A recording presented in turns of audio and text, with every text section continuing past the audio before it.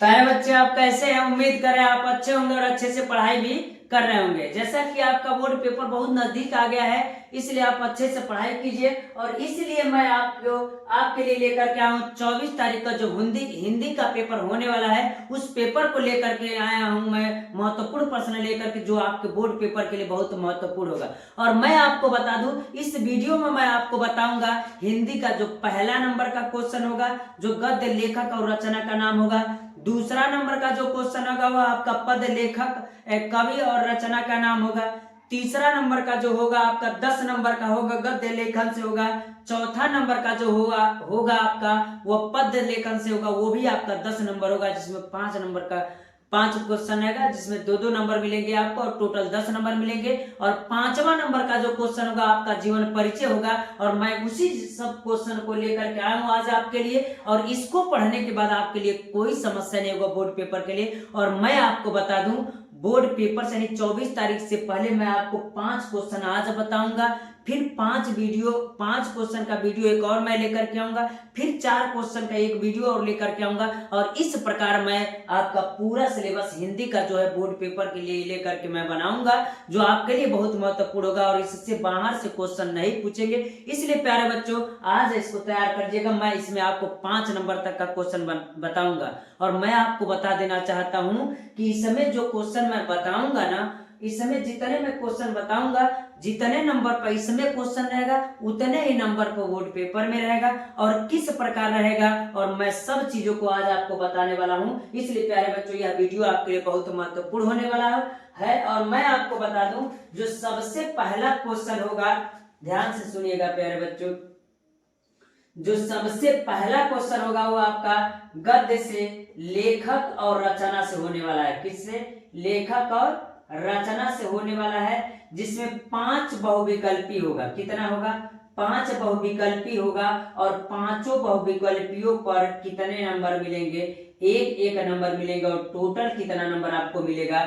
5 number मिलेगा। और इस प्रकार मैं आपको इस वीडियो में बताऊंगा महत्वपूर्ण प्रश्न। और सबको मैं बता दूं, सबसे ज्यादा अगर दिक्कत किसी को आता है तो इसी क्वेश्चन में आता है कि मैं कैसे बहुविकल्पियों को लगाऊं। तो आज का वीडियो देखने के बाद आपको कहीं समस्या नहीं होगा, इसलिए इस वीडियो को आप लोग देखिए और मैं बताता हूँ, इससे बाहर से क्वेश्चन नहीं पूछेगा। आइए प्यारे बच्चों, स्टार्ट करते हैं। आपके लिए लेकर के आऊं मैं क्या, यानी अगर कहे पहला रचना क्या है तो अष्टयाम है। तो अष्टयाम के लेखक कौन है? तो कहेंगे नाभादास है। इसी प्रकार इंद्रजाल के लेखक कौन है? तो जयशंकर प्रसाद है।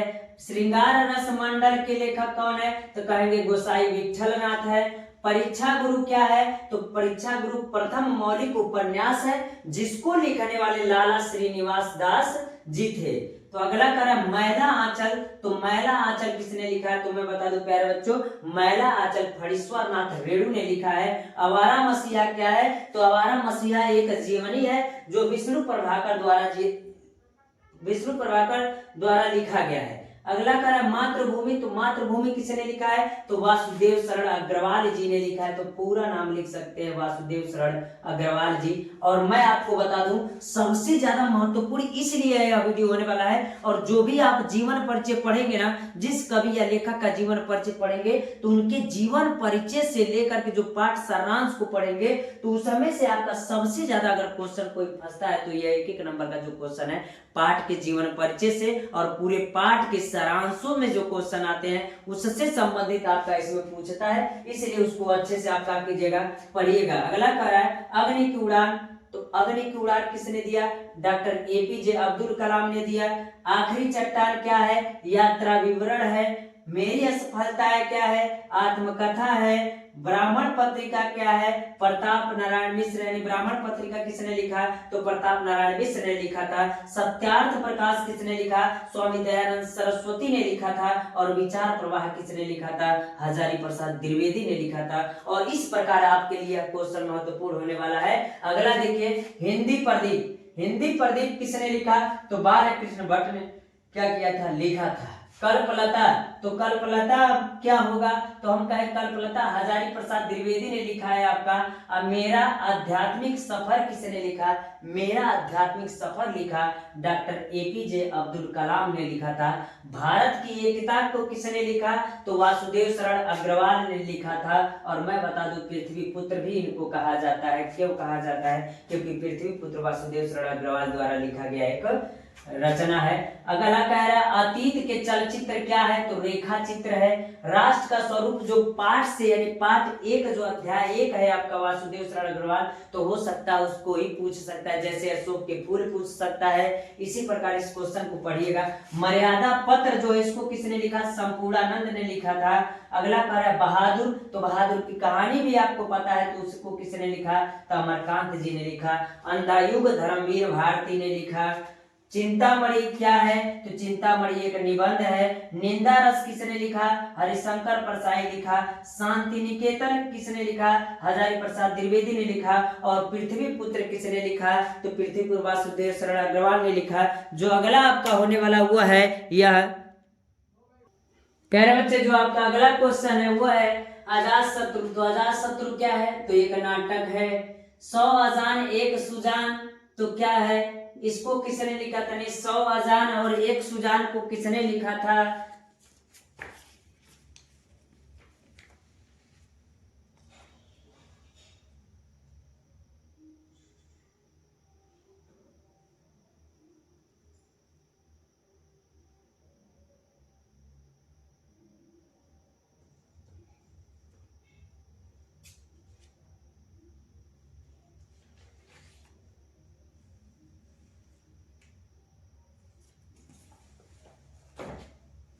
तो 100 अजान एक सुजान के लेखक हैं बालकृष्ण भट्ट। तो बालकृष्ण भट्ट होंगे।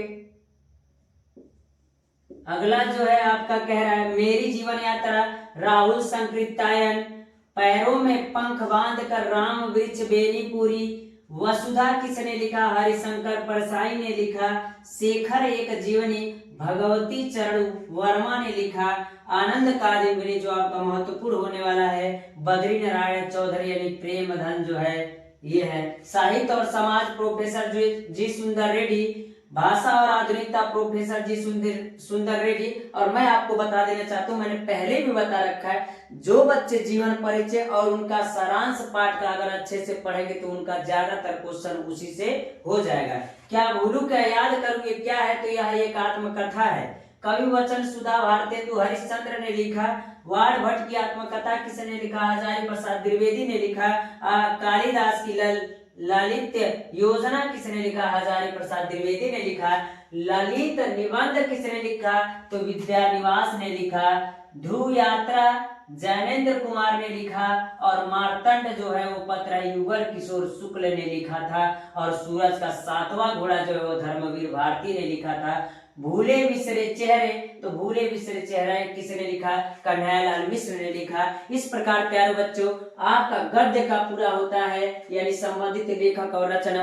अब मैं आपको देने जा रहा हूँ पद्य से कवि और रचना के नाम जो इस प्रकार होंगे। आइए देखते हैं कि पद्य से क्वेश्चन कौन कौन सा है। तो कह रहा है विनय पत्रिका। तो विनय पत्रिका किसने लिखा, तो हम बता दें विनय पत्रिका किसने लिखा था, उन कवि का नाम तुलसीदास है। सिद्धराज किसने लिखा, मैथिली शरण गुप्त जी ने लिखा। प्रगतिशील लेखक संघ कब स्थापित हुआ था, तो 1936 में स्थापित हुआ था।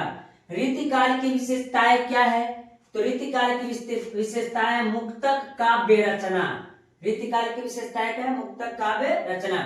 तीसरा शतक कब स्थापित हुआ था, तो कहेंगे सन 1959 ईस्वी में। साकेत के लेखक कवि कौन है, तो मैथिली शरण गुप्त जी हैं। अगला कौन है, तार सप्तक के कौन है कवि, तो कहेंगे अज्ञेय जी हैं। कमायनी सर्गों की संख्या कितनी होती है, तो कमायनी सर्गों की संख्या कितनी होती है, 15 होती है।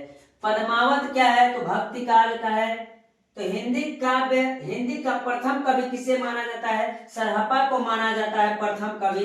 अगला करें चिदम्बरा किसने लिखा, तो चिदम्बरा जिसने लिखा सुमित्रानंदन पंत ने लिखा। और इस चीज के लिए उनको ज्ञानपीठ पुरस्कार भी क्या किया गया था, दिया गया था। दूसरा सप्तक कब लिखा गया था, तो 1951 में, और तीसरा कब लिखा गया था, तो 1959 ईस्वी में। अगला जो कार्य वो है रसवंती। रसवंती जो है उसको किसने लिखा है, सुमित्रानंदन पंत ने लिखा है। और आंसू किसने लिखा है, जयशंकर प्रसाद ने लिखा है। और साहित्य लहरी किसने लिखा है, तो सूरदास जी ने लिखा है। यामा किसने लिखा है, तो महादेवी वर्मा ने लिखा है। परशुराम की प्रतीक्षा किसने लिखा है, तो रामधारी सिंह दिनकर ने लिखा है। और स्वर्ण युग किसको कहा जाता है प्यारे बच्चों, तो स्वर्ण युग भक्ति काल को कहा जाता है। हरी घास पर क्षण भर किसने लिखा, अज्ञेय जी ने लिखा। प्रिय प्रवास, चोखे चौपदे, चित्राधार। प्रिय प्रवास, चोखे चौपदे, चित्राधार, तीनों को किसने लिखा, तो हम कहेंगे हरिऔध जी ने लिखा। राम की शक्ति पूजा, राम की शक्ति पूजा सरोज स्मृति सूर्यकांत त्रिपाठी ने लिखा था। छायावाद की विशेषताएं क्या है, तो छायावाद की विशेषताएं है सौंदर्य और प्रेम, छायावाद की विशेषताएं है। प्रकृति के सुकुमार कवि, तो प्रकृति के सुकुमार कवि कौन थे, तो सुमित्रानंदन पंत कौन थे, तो प्रकृति के सुकुमार कवि थे। अगला जो कह रहा है वो कुकुरमुत्ता किसने लिखा, तो कुकुरमुत्ता लिखा था सूर्यकांत त्रिपाठी जी ने लिखा था। और पवन दूतिका किसने लिखा था, तो अयोध्या सिंह उपाध्याय ने लिखा था, जो आपके पहले कवि भी है, जो पवन दूतिका ने लिखा था और आपकी किताब का है। और मैं बार बार कह रहा हूं, जो जीवन परिचय अच्छे से कवि या लेखक का पढ़ेगा और पाठ का सारांश पढ़ेगा, तो उनको इस क्वेश्चन को लिखने में कोई दिक्कत नहीं होगा। इस प्रकार आपका प्यारे बच्चों क्वेश्चन नंबर पहला जो गद्य से रहेगा वो पूरा होता है, जिस पर 5 नंबर मिलेंगे। और दूसरा जो क्वेश्चन है 5 बहुविकल्पी रहेगा, उस पर आपको कितने मिलेंगे, 5 नंबर मिलेंगे। इस प्रकार आपका पहला और दूसरा क्वेश्चन क्लियर होता है। अब आपका हम क्वेश्चन देखेंगे जो तीसरा होगा, और तीसरा में क्या होगा उसको हम बताएंगे प्यारे बच्चों, जो गद्य से संबंधित होगा। फिर चौथा जो पद्य से संबंधित होगा, पांचवा जीवन परिचय होगा गद्य और पद्य से। इस प्रकार मैं इस वीडियो में आपको 5 क्वेश्चन मैं क्या करूंगा, बताऊंगा। तो 5 क्वेश्चन कितने नंबर का होगा पता है, 10 नंबर ये, 10 नंबर ये और 10 नंबर ये चौथा क्वेश्चन, और 10 नंबर कितना, पांचवा क्वेश्चन। तो कितना हो गया, 10, 20, 30, 40 नंबर मैं इस वीडियो में आपको क्या करूंगा, क्लियर कराऊंगा प्यारे बच्चों। तो आइए अगला जो टॉपिक है वो है गद्य से संबंधित तीसरा जो क्वेश्चन है वो निम्न प्रकार होगा।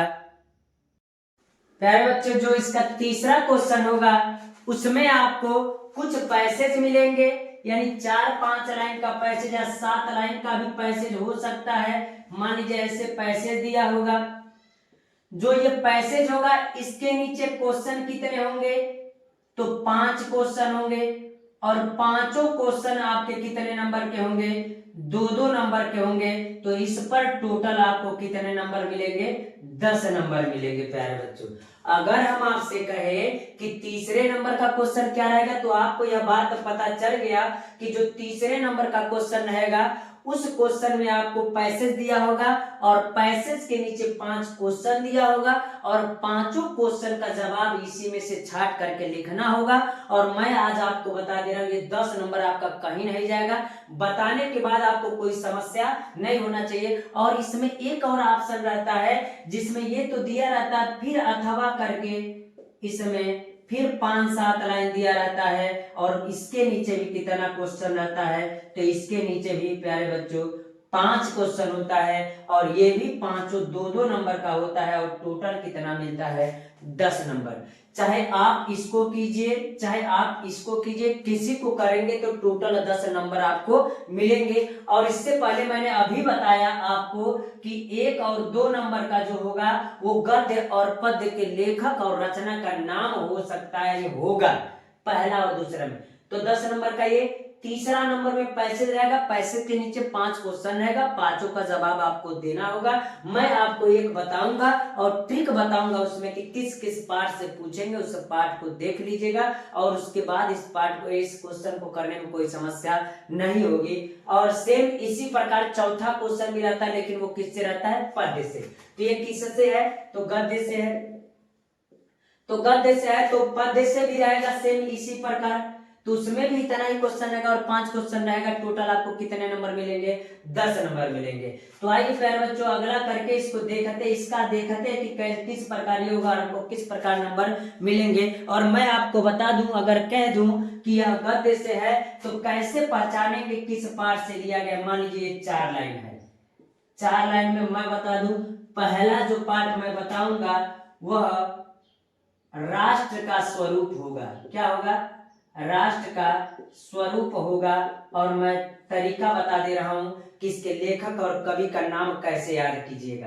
तो राष्ट्र का स्वरूप अगर कहेंगे तो राष्ट्र स आ रहा है ना, स्वरूप आ रहा है ना, स्व में देखिए वासुदेव शरण अग्रवाल, वासुदेव शरण अग्रवाल। तो हम कहेंगे कि अगर राष्ट्र के स्वरूप के अगर लेखक है तो वासु, थोड़ा सा केयर कीजिएगा, राष्ट्र के स्वरूप दिया है तो वासु, इसमें भी इसमें तो वासुदेव शरण अग्रवाल जी हैं। तो इसके लेखक कौन है? वासुदेव शरण अग्रवाल है। दूसरा जो हम आपको बताएंगे वह बताएंगे अशोक के फूल, अशोक के फूल। तो मैं आपको बता दूं अशोक के फूल जो है आपका, तो अशोक के फूल जो है, तो अशोक के फूल के लेखक कौन है? अ से अशोक है, अ से आचार्य हजारी प्रसाद द्विवेदी। तो आप जरा देखिए आसानी से हो जाएगा, आचार्य हजारी प्रसाद द्विवेदी। हमने कहा क्या? आचार्य हजारी प्रसाद द्विवेदी जो होंगे वो इसके क्या होंगे? लेखक होंगे। तो कैसे याद करेंगे? अ से अशोक, अ से आचार्य हजारी प्रसाद द्विवेदी। अगला अगर हम कहें आपसे, थोड़ा सा जगह छोड़ देते, तीसरा जो है अगर हम कहें तीसरा क्या होगा, तो तीसरा मैं आपको बताऊंगा भाषा और आधुनिकता, भाषा और आधुनिकता। अब इसका ट्रिक क्या होगा? तो मैं आपको ये बात बता दूं कि भाषा और आधुनिकता होगा। तो आप बताइएगा भाषा कैसा है? भाषा अगर किसी से प्यार से बोलेंगे तो उसे प्यार से भाषा बोलेंगे तो भाषा कैसा लगेगा? सुंदर लगेगा। तो भाषा कैसा लगेगा? सुंदर। तो सुंदर रेड्डी यानी प्रोफेसर सुंदर रेड्डी जी, सुंदर रेड्डी यानी प्रोफेसर सुंदर रेड्डी इसके कौन है? लेखक है। अब अगला जो मैं बताऊंगा आपको वो है निंदा रस, निंदा रस। चौथा जो बताएंगे निंदा रस होगा। और निंदा रस में देखिए रस दिखाई दे रहा है और इसके हैं लेखक हरिशंकर परसाई। तो हम कहेंगे इसके लेखक कौन होंगे? परसाई। तो आप देखिए रस इसमें भी आया और रस इसमें भी आया। इस प्रकार आप याद कर सकते हो। यही 4 पार्ट से आप पूछेगा आपका, और इसमें से आपको कोई करने में दिक्कत नहीं होगा। अब मैंने सबसे आसान तरीका जब आपको बता दिया राष्ट्र का स्वरूप, अब जरा मेरी बात एक समझिएगा। अब कैसे पहचानेंगे कि राष्ट्र का स्वरूप ही है? तो मैं बता दूं, अगर राष्ट्र के बारे में बात किया होगा, देश के बारे में बात किया होगा या स्वरूप दिया होगा, तो वह किस पाठ से लिया गया होगा? राष्ट्र के स्वरूप से। और जब लाइन बाय लाइन पढ़ेंगे तो कहीं ना कहीं राष्ट्र या स्वरूप दिया होगा, और देश के बारे में, पृथ्वी के बारे में अगर बात किया होगा तो राष्ट्र के स्वरूप से होगा। और तब आसानी से आप समझ जाएंगे कि वासुदेव शरण अग्रवाल जी इसके लेखक यानी अध्याय 1 से लिया गया, राष्ट्र के स्वरूप से लिया गया। और इसके नीचे 5 क्वेश्चन का जवाब देने में आपको कोई समस्या नहीं आएगा। अगर अगला हम चले तो कहेंगे अशोक के फूल। अशोक के फूल अगर कहे तो अशोक के फूल से सबसे आसान तरीका होगा, फूल का मतलब फूल आप समझते ही है। अशोक तो हम क्या कहेंगे? अशोक भी हो सकता है उस पैसेज में, कहीं फूल भी हो सकता है, कहीं पुष्प भी हो सकता है, कहीं अगर अशोक के फूल में अगर अशोक कहीं आ जाए, फूल आ जाए, पुष्प आ जाए तो वो किस पाठ से होगा?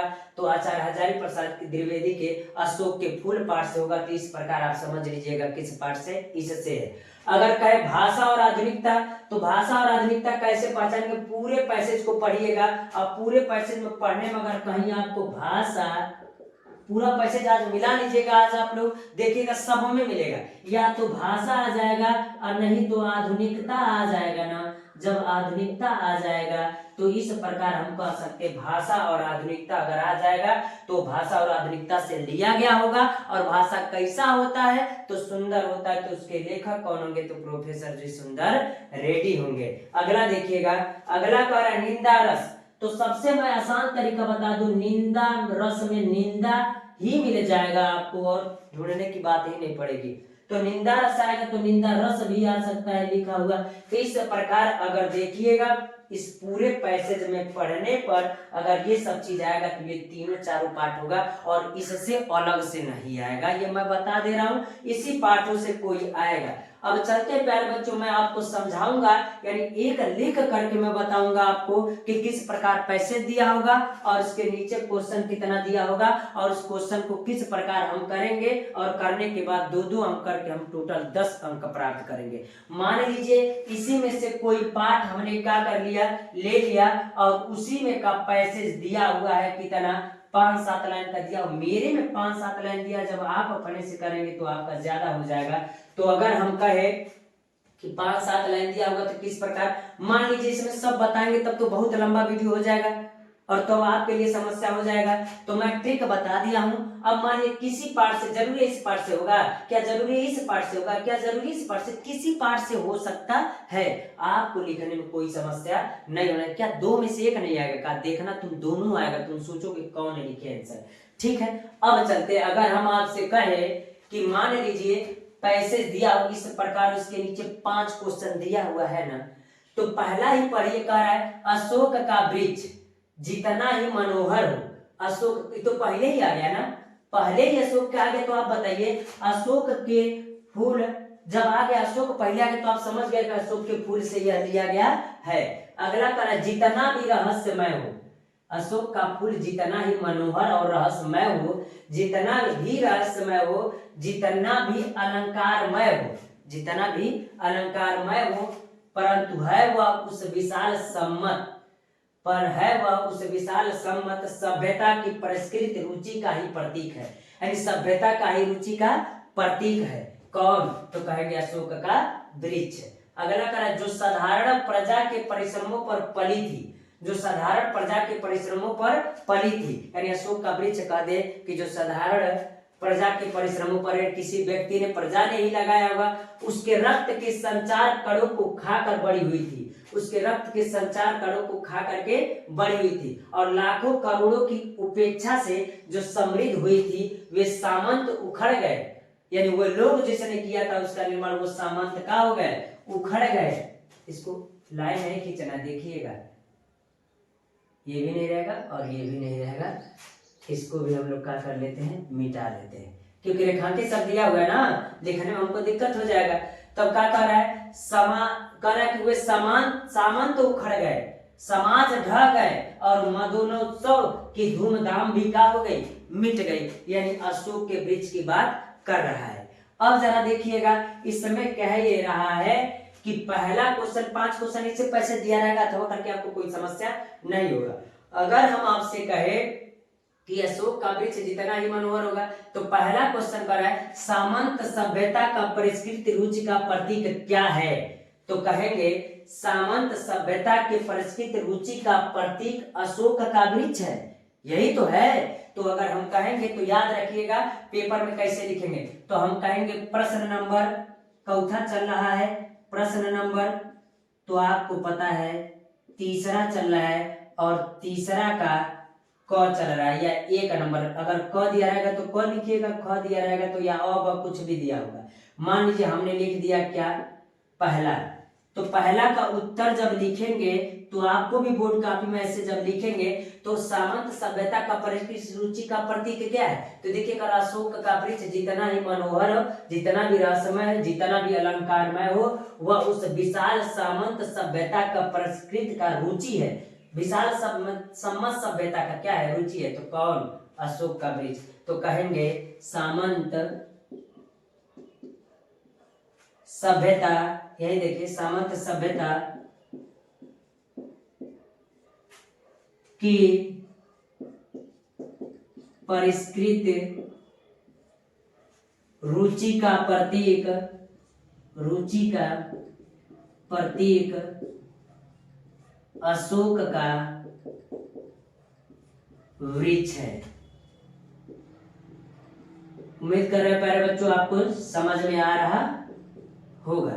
तो कौन है, तो कहेंगे सामंत सभ्यता के परिष्कृत रुचि का प्रतीक क्या है, अशोक का वृक्ष है। जब इसको प्यार से पढ़ेंगे तो ये बात समझ में आ जाएगा। अब जैसे इस पर आया तो ये आपको खट दे 2 नंबर मिल जाएगा, यानी 2 नंबर मिलने में कोई दिक्कत आपको नहीं होगा। उसी प्रकार अगला कर है, लाखों करोड़ों की उपेक्षा से कौन समृद्ध हुई थी।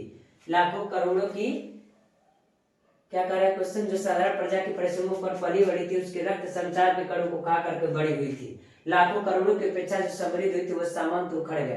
तो लाखों करोड़ों की अपेक्षा से कौन समृद्ध हुई थी, इस क्वेश्चन को देखते हैं। तो चलते अगला लिखते हैं, प्रश्न नंबर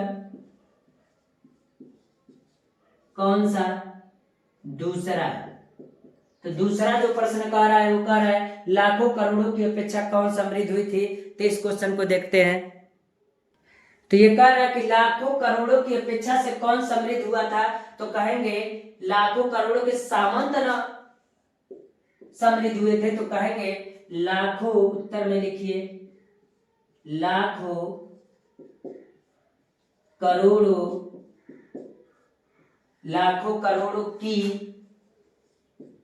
उपेक्षा से कौन समृद्ध हुआ था।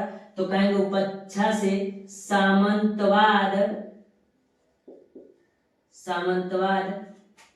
समृद्ध हुए थे, समृद्ध हुआ था, लिख दीजिए। तो आपको पता चल गया कौन समृद्ध हुआ था, लिखा हुआ है कि अपेक्षा से समृद्ध थे कौन, तो कहेंगे सामंतवाद हुआ था। तो इस प्रकार कह सकते हैं लाखों करोड़ों की अपेक्षा से सामंतवाद समृद्ध हुआ था। तो ये हो गया आपका दूसरा क्वेश्चन भी। आइए इसी प्रकार 1, 2 करके जब आप बोर्ड पेपर में लिखेंगे और पूरा क्लीन कॉपी लिखेंगे तब आपको एग्जामिनर को कोई भी नंबर देने में दिक्कत नहीं होगा। और मैं बता दे रहा हूं कोई भी क्वेश्चन कर लिएगा लेकिन किसी भी क्वेश्चन को आप छोड़िएगा मत, सुंदरता से एकदम ऐसे question number part by part जो भी दिया रहेगा क्वेश्चन बाय क्वेश्चन उसको क्या कीजिएगा, लिखिएगा। लिखने के बाद एग्जामिनर आपको कुछ तो नंबर देगा, कुछ लिखेंगे नहीं तो नंबर कहां से देगा, यानी कुछ ना कुछ आपको लिखना है। इसको जब पढ़ेंगे किसी ने स्टार्ट करके लिखते चलिएगा। आइए प्यारे बच्चों तीसरा देखते हैं क्या कह रहा है। तो तीसरा को जरा देख लीजिए क्या कह रहा है। तो तीसरा ये कह रहा है, तो तीसरा कहेंगे, तो तीसरा आपका हो जाएगा, इसको 3 बना दीजिए। ये कह रहा है आज उस सामंत सभ्यता की क्या स्थिति हुई। तो आज उस सामंत सभ्यता की क्या हुआ, तो वे सामंत उखड़ गए, समाज ढह गए और मधुनोत्सव की धूमधाम का हो गई, खत्म हो गई। तो हम कहेंगे उत्तर में कि लेखक के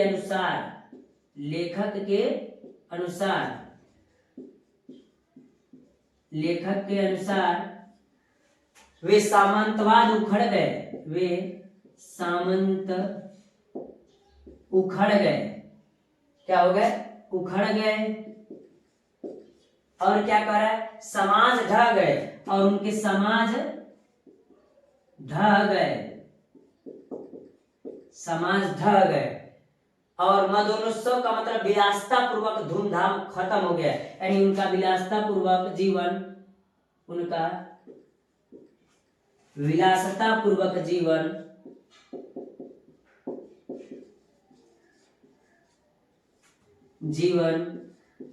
क्या हो गया, तो कह रहा है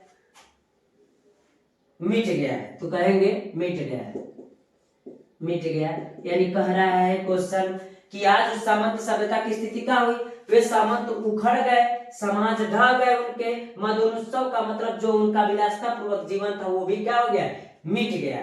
तो अब अगला जो क्वेश्चन कर रहा है रेखांकित अंशों की व्याख्या कीजिए, यानी जो इसमें रेखांकित किया गया, देखिए यहां से लेकर के अगर हम कहेंगे तो ये सब क्या किया गया है, रेखांकित किया गया है। तो यहाँ तक कह रहा है कि रेखांकित शब्दों की व्याख्या कीजिए। तो आइए प्यारे बच्चों हम रेखांकित अंशों की व्याख्या करते हैं।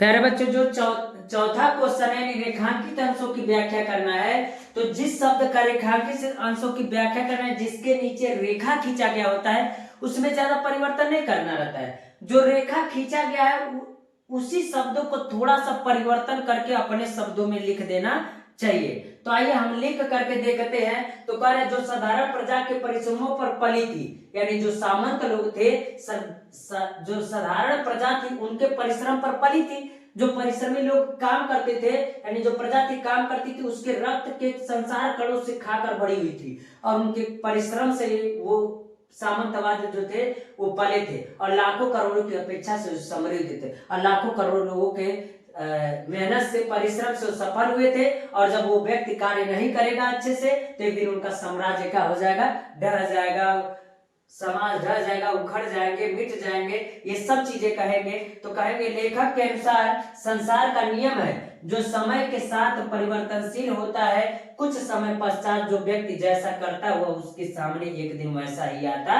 है। जरा देखिए क्या कर रहा है। लेखक के अनुसार संसार का नियम है जो समय के साथ परिवर्तनशील होता है, कुछ समय पश्चात जो व्यक्ति जैसा करता है वह उसके सामने एक दिन आता है और वह उनका साम्राज्य लाखों करोड़ों लोगों से बनता था जो समृद्ध हुई थी, वह सब एक दिन का हो जाएगा, समाप्त हो जाएगा। यानी जो व्यक्ति अगर किसी व्यक्ति के से बना हुआ है, अगर उसके लिए वो कार्य नहीं करेगा तो एक दिन का हो जाएगा, तो उनका साम्राज्य का हो जाएगा, ढह जाएगा, समाप्त हो जाएगा। इस प्रकार आपका रेखांकित अंशों का व्याख्या भी हो गया। अगला जो क्वेश्चन है वो आपका पाठ का सारांश पर आ रहा है। तो आइए देखते हैं, यानी पांचवा और लास्ट क्वेश्चन जो होगा वह आपका हम क्या करते हैं, देखते हैं। ताई प्यारे बच्चों, अगर हम आपसे कहें कि कह रहा है पाठ का सारांश, पांचवा एक मिटा दीजिए, पांचवा है, इसी प्रकार जैसे करे वैसे लिखे। पाठ का शीर्षक और लेखक का नाम लिखे। तो पाठ का शीर्षक क्या है, यानी किस पाठ से लिया गया। तो आपको अशोक दिख गया, तो अशोक के फूल से लिया गया है। तो हम कहेंगे कि पाठ का शीर्षक, तो पाठ का शीर्षक जो है तो हम कहेंगे वो कौन है, तो अशोक का, अशोक के फूल। और लेखक का क्या नाम है, तो लेखक अ से अशोक, अ से आचार्य हजारी प्रसाद द्विवेदी। लेखक का नाम तो कहेंगे आचार्य हजारी प्रसाद द्विवेदी, यानी आचार्य हजारी प्रसाद द्विवेदी जो थे वो आपके क्या है, लेखक है। तो इस प्रकार हम कह सकते हैं कि आपका इस प्रकार आपका 10 नंबर क्या होता है, तैयार होता है। अगला जो मैं आपको क्वेश्चन बताऊंगा वो चौथा नंबर का क्वेश्चन बताऊंगा, और चौथा नंबर का क्वेश्चन भी आपका कितने नंबर का होगा, 10 नंबर का होगा। और सेम टू सेम ऐसा ही होगा, कुछ पैसेज दिया होगा, पैसेज के नीचे 5 क्वेश्चन दिया होगा और 5 क्वेश्चन को लिखेंगे तो आपको 10 नंबर मिलेगा। फिर अगला हम आज आपको 5वां नंबर का क्वेश्चन जो बताएंगे वो जीवन परिचय होगा, और जीवन परिचय करने के बाद क और ख करने के बाद 10 नंबर उसको मिलेंगे, उस पर मिलेंगे। यानी आज मैं टोटल आपको इतना वीडियो का करूंगा, बताऊंगा। और आइए अब इसके बाद हम चलते हैं, आपका जो क्वेश्चन नंबर 4 का होगा, जो पद्य होगा उसको अब हम लोग क्या करेंगे, देखेंगे। गुड इवनिंग प्यारे बच्चों, आप कैसे हैं? उम्मीद कर रहे हैं आप अच्छे होंगे और अच्छे से तैयारी भी कर रहे होंगे। जैसा कि पिछले वीडियो में हमने पार्ट 1 हिंदी कक्षा 12 हिंदी का पार्ट 1 दिया था, और आज हम आपको क्या करेंगे, पार्ट 2 देंगे। और पार्ट 1 में हमने आपको 10 नंबर तैयार करने के लिए बोला था, और आप तैयार भी कर लिए होंगे और आपको कोई समस्या भी नहीं होगा। आज मैं फिर आपको 10 नंबर तैयार करने के लिए बताऊंगा कि कैसे तैयार करेंगे और क्या होगा, किस प्रकार होगा, ये सब चीजें हम आपको क्या करेंगे, बताएंगे। और आपको पता ही है कि आपके पेपर में समय है नहीं, इसलिए अच्छे से पढ़ाई कीजिए और मेहनत से तैयारी करके अच्छे अंक लाइए पेपर में, वरना ये जीवन भर होता है। यानी जो नंबर आज पा जाएंगे वह आपके जीवन भर के लिए रहेगा। तो जो जितना अच्छा नंबर पाएगा वो उतना ही अपने माँ बाप के नाम को क्या करेगा, रोशन करेगा। इसलिए प्यारे बच्चों अच्छे से तैयारी कीजिए और ईमानदारी पूर्वक पढ़ाई कीजिए। अब पार्ट 2 में हमने जैसे कि पार्ट 1 में आपको बताया था कि जो क्वेश्चन नंबर 1 रहेगा वो गद्य से रहेगा, तो लेखकों का नाम या रचना जो भी रहेगा वो रहेगा। और दूसरा हमने बताया था कि पद्य रहेगा, क्या रहेगा, पद्य रहेगा। इसमें भी ये भी इसमें भी 5 क्वेश्चन रहेंगे बहुविकल्पी के रूप में, तो 5 नंबर मिलेगा। और इसमें भी हमने कहा था कि 5 क्वेश्चन रहेंगे बहुविकल्पी के, और इसमें भी कितने नंबर आपको मिलेंगे, 5 नंबर मिलेंगे। और आप अच्छे से तैयार भी कर लिए होंगे। अब जरा देखिएगा, अब इसके बाद हमने उस दिन बताया था आपको पिछले वीडियो में पार्ट 1 में कि जो तीसरा नंबर का क्वेश्चन होता है उसमें होता कुछ नहीं है, होता ये है कि 4, 5 लाइन, 6 लाइन या 7 लाइन या 10 लाइन का कोई पैसेज दे देगा, और जब पैसेज देगा तो उस पैसेज के नीचे 5 क्वेश्चन भी देगा। कितना क्वेश्चन देगा प्यारे बच्चों? 5, 2, 3, 4, 5 क्वेश्चन देगा। और पांचों क्वेश्चन कितने कितने नंबर का रहेगा? 2-2 नंबर का रहेगा। और टोटल नंबर कितना मिलेगा आपको? 10 नंबर मिलेगा। और उम्मीद करते कि आप तैयार कर लिए होंगे। एक बात और हमने उस दिन बताया था कि जरूरी नहीं है एक ही रहेगा, एक नहीं रहेगा, 2 रहेगा आपके पास। एक और अथवा करके दिया रहेगा, अथवा करके दिया रहेगा तो फिर 5-6 लाइन दिया होगा। अब फिर इसके नीचे भी क्वेश्चन कितना रहेगा? 5 ही क्वेश्चन रहेगा। और ये भी टोटल कितने नंबर का रहेगा? 10 नंबर का रहेगा। तो चाहे आप इसको कीजिएगा और चाहे इसको कीजिएगा, नंबर पाइएगा। उसी प्रकार सेम पैटर्न पर, यानी ये आपका गद्य का था, यानी गद्य का था। और मैं आपको बता दूं, एक गद्य से चलेगा तो एक पद्य से। और ऐसा नहीं है कि मैं इधर उधर से बता रहा हूं, जो बोर्ड पेपर में आता है, बोर्ड पेपर में जैसे नंबरिंग पूछता है उसी नंबर का हम क्वेश्चन बता रहे हैं। और आपको बोर्ड पेपर में इसी सीक्वेंस से आपको क्या करना है? लिखना है प्यारे बच्चों। अगला क्वेश्चन जो कह रहा है कि चौथा जो रहेगा आपका, तो चौथा में भी सेम क्वेश्चन रहेगा। चौथा जो क्वेश्चन रहेगा ये आपका पद्य से रहेगा। और इसमें भी जानते हैं कितने line? 5, 7 line, 8 line, 9 line, 10 line, कुछ भी दे सकता है। और इसमें आपको पता है कि इसमें भी कितने क्वेश्चन रहेंगे? 5 ही क्वेश्चन रहेंगे। और पांचों क्वेश्चन का जवाब देंगे तो आपको क्या मिलेगा? 10 नंबर मिलेगा प्यारे बच्चों। कितना मिलेगा? 10 नंबर। और इसमें भी अथवा करके एक दिया रहेगा, अथवा करके इसमें भी एक दिया रहेगा। और इसमें भी नीचे क्वेश्चन कब रहेगा? 5 क्वेश्चन रहेगा। और जरूरी नहीं 4, 5 लाइन, 7 लाइन, कितना लाइन भी दे दे उससे हमको कोई मतलब, जितना अधिक दिया रहेगा उतना हमको फायदा होगा। तो अब कर दिया कि मान लीजिए 5 लाइन, 6 लाइन दे दिया, इसके नीचे भी क्वेश्चन, ये भी टोटल कितने नंबर का रहेगा? 10 नंबर का रहेगा। तो इस प्रकार हम आज आपको क्वेश्चन नंबर 4 को हम क्या करेंगे? तैयार कराएंगे। और इसके बाद जब पार्ट 3 आएगा तो फिर आगे इसी प्रकार बढ़ते चलेंगे। और आप हिंदी के सिलेबस को हम क्या करेंगे? पूरा करेंगे इस समय। तो इस समय ये कह रहा है कि जो देखिए 1, 2, 3, 4 लाइन का पैसेज दिया है। क्वेश्चन कितना दिया है? 1, 2, 3, 4 और 5 लाइन का क्वेश्चन दिया है। तो कह क्या रहा है? जरा ध्यान से सुनिएगा प्यारे बच्चों। ये कह रहा है कि कोई प्यारा कुसुम कुमला गेह में जो पड़ा हो, प्यारा कुसुम कुमला गेह में जो पड़ा हो, तो प्यारे के चरण पर ला डाल देना उसी को। यो देना ये पवन बतला तुम फूल सी एक बाला, ग्लान हो कमल पग को चूमना चाहती है। तो आपको जैसे ये पढ़ेंगे तो आपको पता चल जाएगा कि ये किस पाठ से लिया गया है। पवन दूतिका से लिया गया है, जिसको अयोध्या सिंह उपाध्याय ने यानी हरिऔध जी ने क्या किया है? लिखा है। और पवन दूतिका में यह बताया गया है कि जब राधा रानी को श्री कृष्ण जी छोड़ के चले जाते हैं, जब छोड़ के चले जाते हैं तो वही राधा रानी पवन से संदेशा क्या करती है?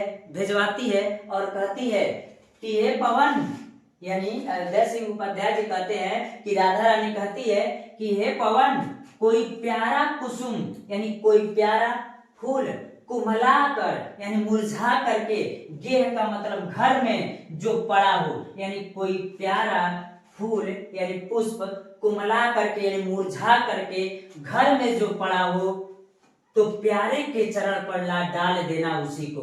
यानी राधा रानी कह रही पवन से, हे पवन, अगर घर में कोई मुरझाया हुआ पुष्प पड़ा होगा ना, तो उसको तुम उड़ा के ले जाना और प्यारे के चरण में क्या कर देना? डाल देना।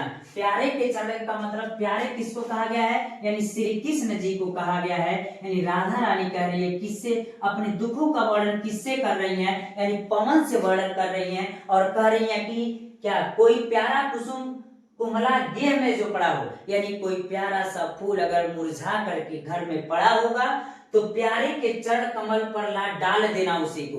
तो प्यारे के चरण कमल पर ले जाकर के उसी को क्या कर देना? डाल देना। और बतला देना, यह भी बतला देना कि जैसे पेड़ से अलग होकर के फूल मुरझा गया है, उसी प्रकार श्री कृष्ण आपसे दूर होकर के, आपसे अलग करके राधा रानी भी ऐसे फूल के जैसे क्या हो गई है, मुरझा गई है। इसलिए वो संदेशा क्या करना चाहती है, भिजवाना चाहती है। और कहती क्या है कि तू प्यारे के चरण पर ला डाल देना उसी को, यानी उस फूल को ले जाना और प्यारे यानी श्री कृष्ण के चरण में क्या कर देना, ला करके डाल देना। अयो देना ये पवन बतला तुम, और ये पवन तुम जाके बतला देना, यानी उनसे बतला देना। फूल सी एक बाला, यानी फूल सी एक बाला, मलान होकर, दुखी होकर के, यानी ये पवन तुम जाना उनके चरणों में फूलों को डाल देना और उनसे तुम बतला देना कि फूल सी एक बाला, यानी इसी फूल सी एक बाला, यानी इसी फूल सी एक बाला ग्लान होकर, ग्लान हो यानी दुखी हो करके कमल पग को चूमना चाहती है, यानी आपके कमल पैरों को यानी चूमना चाहती है, यानी आपके पैरों को क्या करना चाहती है, चूमना चाहती है। ए पवन तू ये मेरा संदेशा किसके पास पहुंचा देना, श्री कृष्ण के पास क्या कर देना, पहुंचा देना। यानी कौन कह रहा है, तो ये राधा रानी बात कह रही है। किससे कह रही है, पवन से कह रही है कि ये संदेशा किसको पहुंचा देना, तो श्री कृष्ण को पहुंचा देना। अब आपको श्री कृष्ण जी को बना देते हैं हम, मान लीजिए ये श्री कृष्ण जी हैं और इनको थोड़ा सा सजा देते हैं। इनका जो पिपीड़ी है यानी बांसुरी, इनको दे देते हैं और इनको पकड़ा देते हैं और ये क्या कर रहे हैं, बजा रहे हैं। और ये इनके मोर के पंख इनके सर पर क्या हुआ है, लगा हुआ है। समझ रहे, ये कौन है, राधा रानी है और ये कौन है, श्री कृष्ण जी हैं।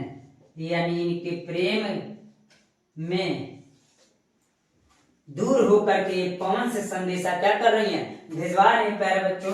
वैसे ही आपको समझने के लिए हम बता रहे इस प्रकार। और एक बात और आपको बता दूं, जरूरी नहीं है कि पवन दूतिका से होगा, हो सकता है केकेई के अनुताप से हो सकता है, श्रद्धा मनु से हो सकता है, नौका विहार से हो सकता है, गीत का कई पाठ है उससे हो सकता है, लेकिन रहेगा इतना ही 5-7 लाइन का पैसेज रहेगा, 4 या 8 लाइन का रहेगा। और इसके नीचे क्वेश्चन कितना रहेगा, तो इसके नीचे क्वेश्चन प्यारे बच्चों 5 रहेगा और 5 पर 2-2 नंबर देगा, तो कितना टोटल होगा, तो हम कहेंगे 10 नंबर होगा। बात समझ रहे हैं प्यारे बच्चों, इतनी बात समझ में आ गई होगी, इसका मतलब भी समझ में आ गया होगा। अब जरा क्वेश्चन को करते हैं। ये पहला क्वेश्चन क्या कर रहा है, उपर्युक्त पद्यांश का संदर्भ लिखिए। तो पद्यांश तो है, संदर्भ लिखने के लिए कर रहे हैं, तो संदर्भ का मतलब आप जानते हैं, तो ये भी कह सकते हैं प्रस्तुत पद्यांश हमारी पठित पाठ्य पुस्तक हिंदी के काव्य संकलन के पाठ पद्य से पाठ 1 पवन दूतिका से लिया गया है। इसके रचयिता कौन है, तो हम कहेंगे इसके रचयिता अयोध्या सिंह उपाध्याय यानी हरिऔध जी है। या कह सकते हैं पाठ का नाम पवन दूतिका और कवि का नाम क्या कह देंगे, तो अयोध्या सिंह उपाध्याय यानी हरिऔध जी कह देंगे। यानी क्वेश्चन व्याख्या तो हो ही जाएगा।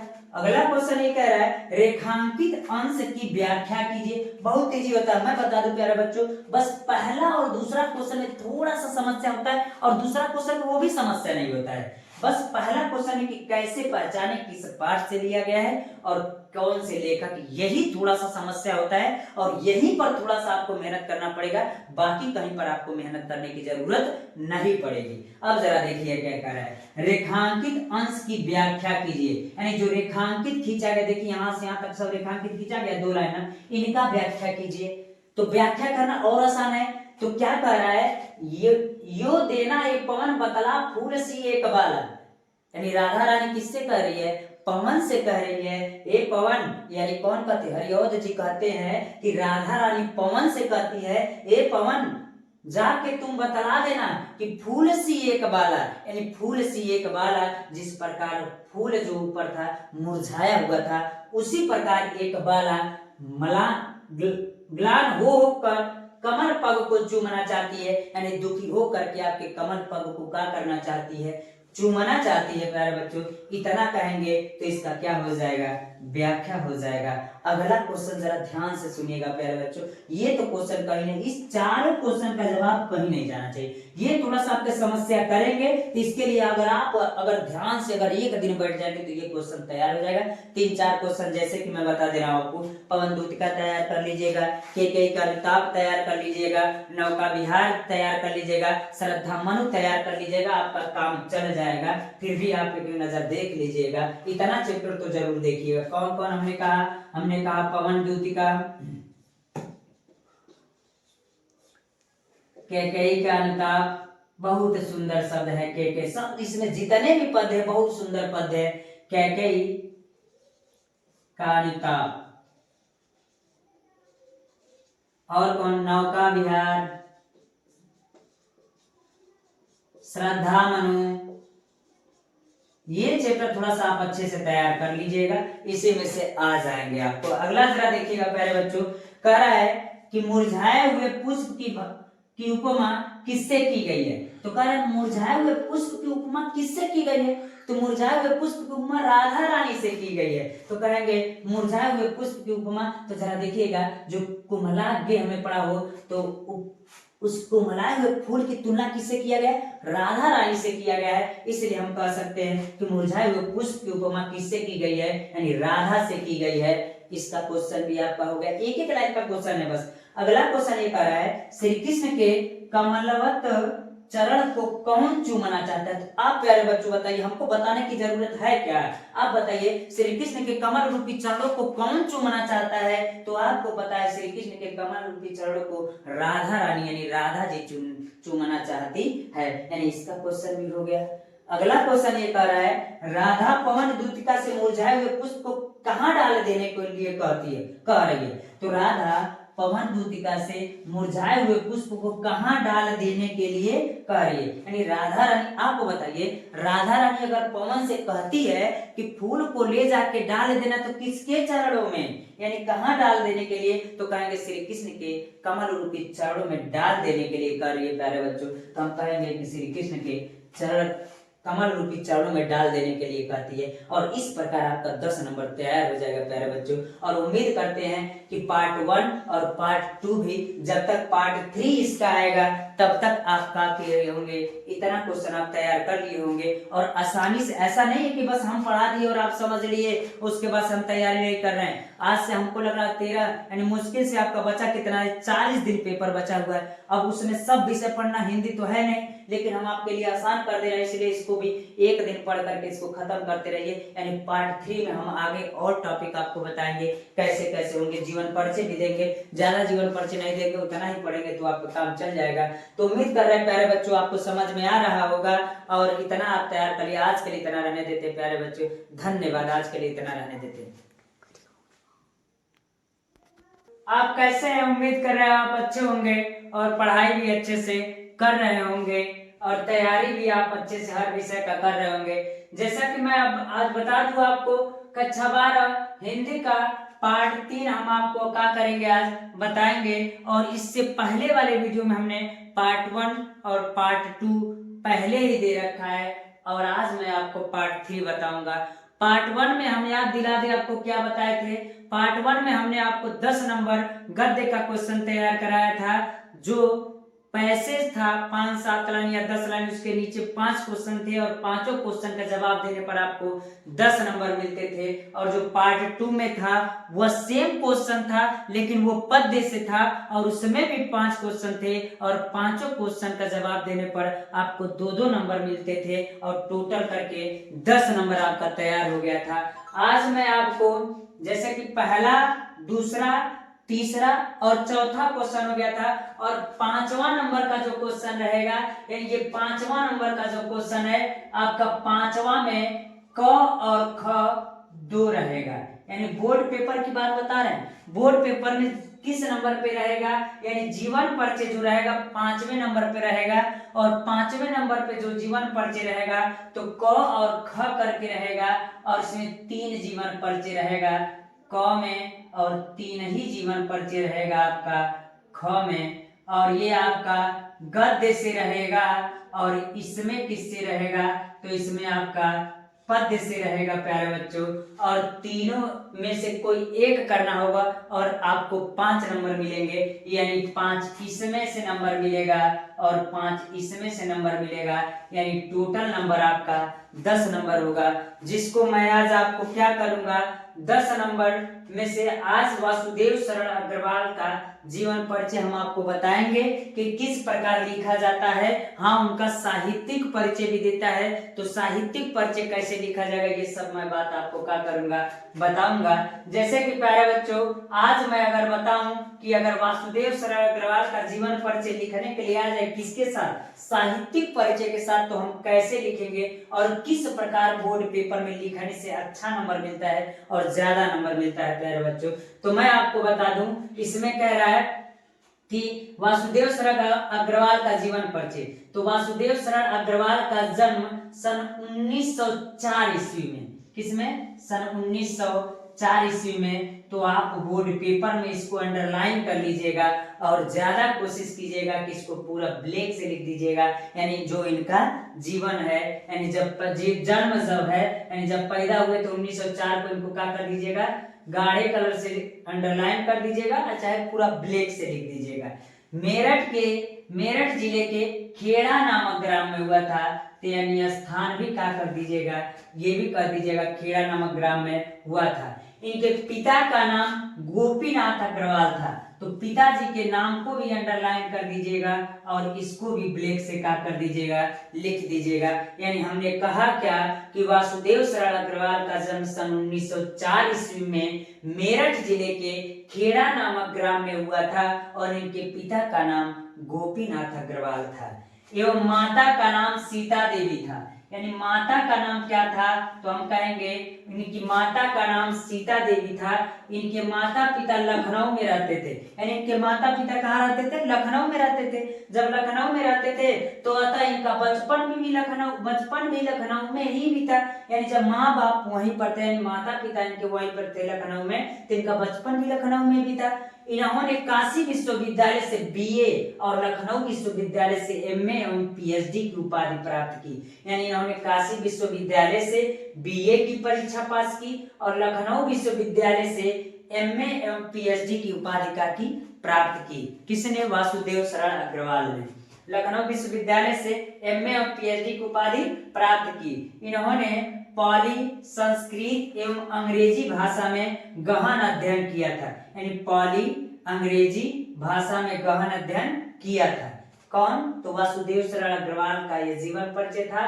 और यह महान व्यक्ति 27 जुलाई सन 1967 में यानी इनकी मृत्यु हो गई थी, यानी सन ईस्वी में, किसमें, 27 जुलाई सन 1967 ईस्वी में भारत माँ के चरणों में हमेशा के लिए क्या किए, सो गए, यानी इनका स्वर्गवास हो गया। कब हुआ, तो हम कहेंगे 27 जुलाई सन 1967 ईस्वी में इनका स्वर्गवास हो गया।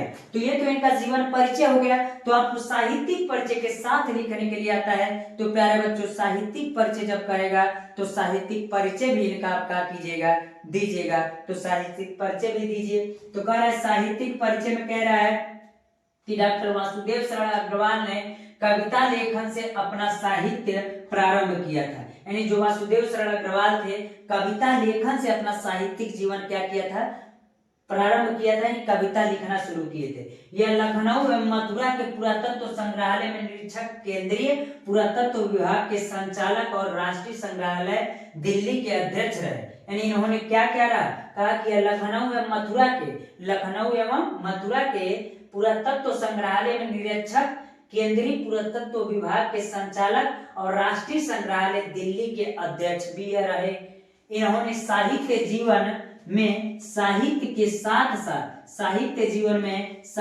साथ साथ पुरातत्व को भी अपना अध्ययन बनाया, यानी पुरातत्व विभाग को भी इन्होंने अध्ययन किया। ये भाषा और साहित्य के प्रकांड विद्वान थे, या भाषा और साहित्य के प्रकांड क्या थे, विद्वान थे, यानी भाषा और साहित्य के बहुत बड़े विद्वान थे। बाद में इन्होंने मुख्य रूप से अपने पुरातत्व को ही अपना विषय बनाया और बाद में इन्होंने पुरातत्व को ही अपना महत्वपूर्ण विषय ही क्या किया था, बनाया था। और इनकी भाषा शुद्ध खड़ी बोली है। इनकी भाषा क्या थी, शुद्ध खड़ी बोली थी। ये केवल एक गद्य लेखन ही नहीं बल्कि काव्य प्रेमी भी थे। ये केवल गद्य लेखक ही नहीं थे, ये काव्य प्रेमी भी थे। यानी कहने का मतलब यह है ये गद्य लेखन नहीं कर सकते, काव्य प्रेमी भी थे। कौन? तो ये था इनका वासुदेव शरण अग्रवाल का जीवन परिचय और साहित्यिक परिचय। इनकी कृतियां भी है जो हम आपको बताएंगे, यानी कृतियां को भी हम आपको क्या करेंगे, बताएंगे, जो निम्न प्रकार है।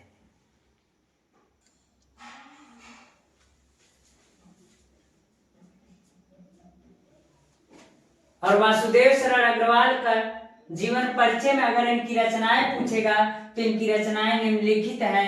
यानी इनकी रचना कौन कौन है, तो निबंध संग्रह में कल्प वृक्ष आ जाएगा, कल्पलता आएगा, और पृथ्वी पुत्र भी इन्हीं को कहा जाता है। यानी वसुदेव शरण अग्रवाल को पृथ्वी पुत्र भी कहा जाता है। और इन्होंने कौन सा रचना लिखा था, पृथ्वी पुत्र भी लिखा था निबंध। शोध संग्रह क्या था, पाणिनिकालीन भारत, यानी पाणिनिकालीन भारत का भी इन्होंने क्या किया था, रचना किया था शोध संग्रह में। संपादक क्या था, तो पद्मावत था, और एक और क्या था, हर्षचरित था। और हम कह सकते हैं इस प्रकार प्यारे बच्चों कि वासुदेव शरण अग्रवाल का जीवन परिचय साहित्यिक परिचय के साथ साथ हो गया। और उम्मीद करते हैं प्यारे बच्चों कि आपको समझ में भी आ गया होगा और आप इसको अच्छे से तैयार भी कर लेंगे। और जल्द ही मैं आपको अगला जीवन परिचय आपको दूंगा। इससे पहले आप इतना तैयार कर लीजिएगा, और जितना मैं कहता जा रहा हूँ उतना आप तैयार कर लीजिएगा। फिर बोर्ड पेपर में आपको अच्छा अंक प्राप्त करने से कोई रोक नहीं सकता है प्यारे बच्चों। आज के लिए इतना रहने देते हैं। धन्यवाद प्यारे बच्चों। कक्षा 12 हिंदी गद्य का जीवन परिचय बताऊंगा, यानी आचार्य हजारी प्रसाद द्विवेदी का जीवन परिचय बताऊंगा। और इससे पहले मैंने आपको एक जीवन परिचय वासुदेव शरण अग्रवाल का दे भी दिया, और उम्मीद कर रहे हैं प्यारे बच्चों आप लोग तैयार कर लिए होंगे। और हमने कहा कि इसमें कुछ ट्रिक है, जिसको अगर ट्रिक पता रहेगा तो उसको जीवन परिचय लिखने में कोई दिक्कत नहीं होगी। जैसे इसमें संक्षिप्त परिचय जो दिया हुआ है, तो इसमें सबसे पहले अगर कहे जो लेखक होगा या कवि होगा, अगर उनका नाम पता होगा और उनका जन्म पता होगा कि कब हुआ था उनका जन्म, अगर ये पता होगा, जन्म स्थान के बारे में पता होगा, पिता का नाम पता होगा, माता का नाम पता होगा, और उनकी रचनाएं और मृत्यु पता होगा, तो आसानी से किसी भी कवि का या लेखक का जीवन परिचय हम क्या कर सकते हैं, लिख सकते हैं। और इससे पहले भी मैंने बता दिया था आपको, किसी का जीवन परिचय लिखने से पहले आप एक काम कीजिएगा, संक्षिप्त परिचय लिखा जाता है। संक्षिप्त परिचय जो होता है आपको बोर्ड पेपर में नंबर दिलाता है। नंबर कैसे दिलाता है तो हम बता दें आपको, जो एग्जामिनर कॉपी चेक करता है तो सबसे पहले ये आपका जीवन परिचय थ्योरी नहीं देखता है, वो देखता है संक्षिप्त परिचय। और संक्षिप्त परिचय में जो उसको चाहिए सब चीजें मिल जाता है, तो केयर करके यहीं से नंबर देने का चुनाव वो कर लेता है कि कितना नंबर देना है, कैसे देना है। इतना पूरा थ्योरी को वह नहीं पढ़ता है और आसानी से दे देता है नंबर आपको। इसलिए प्यारे बच्चों आप संक्षिप्त परिचय को तैयार कीजिएगा और लिखिएगा जैसे हमने लिखा है। और आप बीच में शुरुआत में भी लिख सकते, कोई दिक्कत नहीं होगा, और ऐसे भी लिख सकते, कोई दिक्कत नहीं होगा।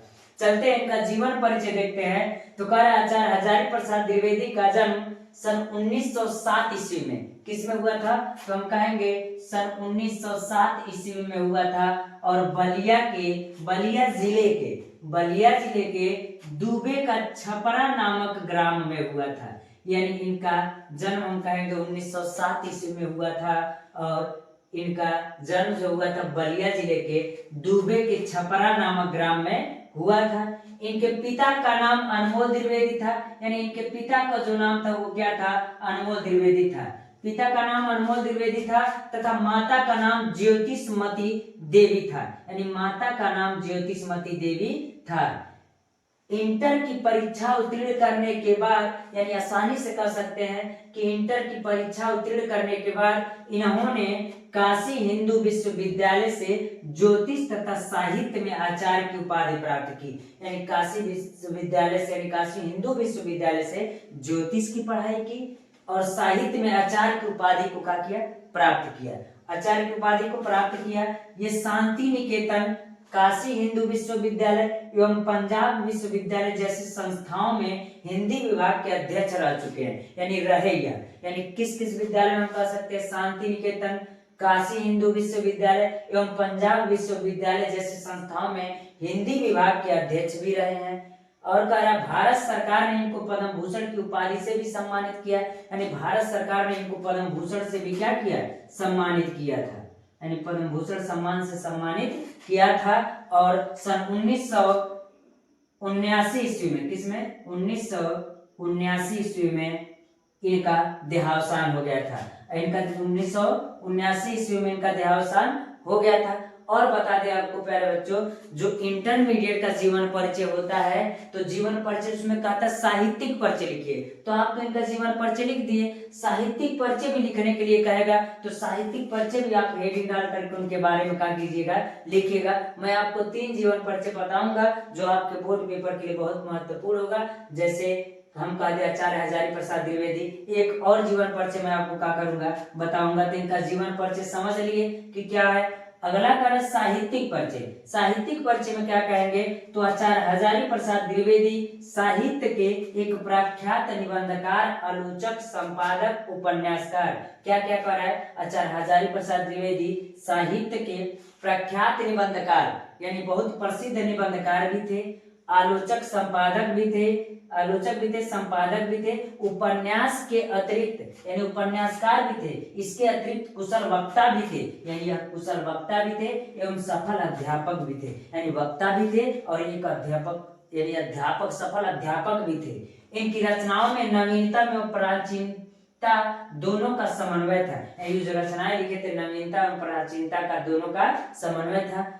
और क्या रहा है, आधुनिक युग के गद्यकारों में आचार्य हजारी प्रसाद द्विवेदी का महत्वपूर्ण स्थान है, यानी हम कह सकते हैं आधुनिक युग के गद्यकारों में आचार्य हजारी प्रसाद द्विवेदी का महत्वपूर्ण स्थान है। ये इतना इनका साहित्यिक परिचय था और सबसे आसान तरीका यही है और इसको आसानी से आपको याद कर सकते हैं, इसमें याद करने आपको कोई समस्या नहीं होगा, इसलिए मैंने आपको ऐसा लिखवाया कि जो आपको आसानी से क्या हो जाएगा, याद हो जाएगा। अगला करें इनकी रचनाओं में, तो कह दे अगर उपन्यास कह दे, उपन्यास में आता है बाण भट्ट की आत्मकथा, यानी बाण भट्ट की आत्मकथा यह उनका मुख्य था। और मैं आपको बता दूं यह बहुविकल्पी जो क्वेश्चन आपने पूछता है ना, पहला और दूसरा नंबर का क्वेश्चन, उस क्वेश्चन के लिए महत्वपूर्ण है। बाण भट्ट की आत्मकथा, अनामदास का पोथा और निबंध संग्रह भी उन्होंने दिया था, ये उपन्यासकार उन्होंने लिखा था। निबंध संग्रह क्या था, अशोक के फूल, यानी अशोक के फूल क्या है, निबंध संग्रह है। विचार प्रवाह, कल्पलता,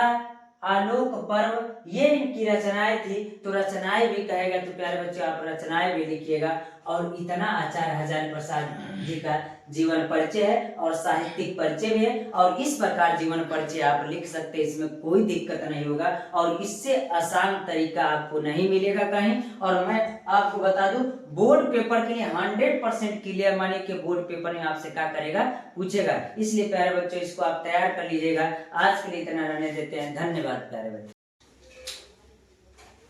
प्यारे बच्चों आज हम आपको कक्षा 12 हिंदी गद्य का प्रोफेसर जी सुंदर रेड्डी का जीवन परिचय बताएंगे। जैसा कि पिछले वीडियो में हमने आपको आचार्य हजारी प्रसाद द्विवेदी का जीवन परिचय दिया था, वो उम्मीद करें प्यारे बच्चों आप तैयार कर लिए होंगे। जैसा कि आपके बोर्ड पेपर में बहुत कम समय है, इसलिए आप पढ़ाई कीजिए और मैं आपको ऐसा वीडियो बना के दे रहा हूं जो एक ही बार में आपसे क्या हो जाएगा, याद हो जाएगा, नहीं तैयार कर लेंगे, आपको बहुत परेशानी नहीं होगा। तो आज मैं आपको प्रोफेसर जी सुंदर रेड्डी का जीवन परिचय बताऊंगा, उसके साथ साहित्यिक परिचय भी बताऊंगा। और सबसे पहले तो हम लोग क्या करते हैं, इनका संक्षिप्त परिचय देख लेते हैं, जिससे कि हमको यह जीवन परिचय और साहित्यिक परिचय लिखने में बहुत आसानी होती है। चला देखते हैं। तो सबसे पहले लेखक का नाम प्रोफेसर जी सुंदर रेड्डी। जन्म कब हुआ था, तो कहेंगे जन्म सन 1919 ईस्वी में हुआ था। जन्म स्थान कहाँ था, तो आंध्र प्रदेश। तो रचनाएं कौन है, साहित्यिक और साहित्य और समाज है। व्यक्तित्व कैसा इनका है, तो व्यक्तित्व प्रभावशाली है। और इनका मृत्यु कब हुआ था, तो सन 2005 ईस्वी में हुआ था। प्यारे बच्चों चलते हैं इनका जीवन परिचय देखते हैं। तो कह रहा प्रोफेसर जी सुंदर रेड्डी का जन्म सन 1919 ईस्वी में कब हुआ था, सन 1919 ईस्वी में दक्षिण भारत के आंध्र प्रदेश में हुआ था। कहाँ हुआ था, दक्षिण भारत के आंध्र प्रदेश में हुआ था। इन्हें संस्कृत और तेलुगु भाषा, कौन कौन भाषा, संस्कृत और तेलुगु भाषाओं का असाधारण ज्ञान प्रारंभिक शिक्षा में ही हो गया था। यानी हम कहेंगे इनको संस्कृत और तेलुगु भाषा का ज्ञान जब प्रारंभिक शिक्षा कर रहे थे तभी इनको हो गया था। तेलुगु और संस्कृत भाषा का ज्ञान प्रारंभिक शिक्षा से ही हो गया था। लेकिन इनकी उच्च शिक्षा जो हुई हिंदी में हुई। लेकिन उन्होंने जो उच्च शिक्षा प्राप्त की, उच्च शिक्षा ग्रहण की, तो वो किस में हुआ? तो हम कहेंगे हिंदी में हुआ। सुंदर रेड्डी जी लगभग 30 वर्षों तक आंध्र प्रदेश विश्वविद्यालय में हिंदी आंध्र प्रदेश, यहाँ लिख लीजिए, आंध्र प्रदेश के विश्वविद्यालय में हिंदी विभाग के अध्यक्ष रहे। लगभग कितने वर्षों तक रहे? तो लगभग यह 30 वर्षों तक आंध्र प्रदेश के विश्वविद्यालय में हिंदी विभाग के अध्यक्ष रहे। इन्होंने हिंदी भाषा की जो सेवा की है वह प्रशंसनीय है। यानी हिंदी भाषा की जो सेवा की है वह प्रशंसनीय है। और अंत में इनका निधन कहेंगे सन 2005 ईस्वी में इनका क्या हो गया?